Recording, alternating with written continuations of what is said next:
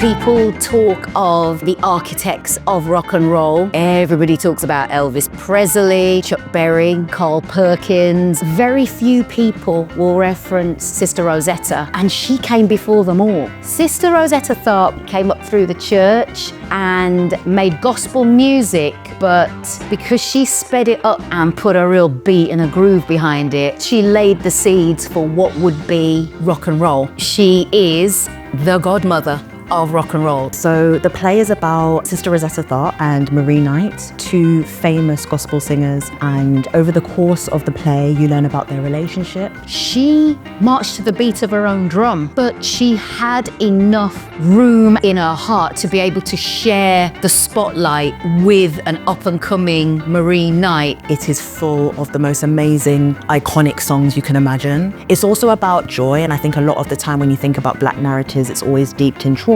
and it's also quite sad. This is not the case. We are true and real in terms of the context, and definitely that's explored in the conversations that the two of them have.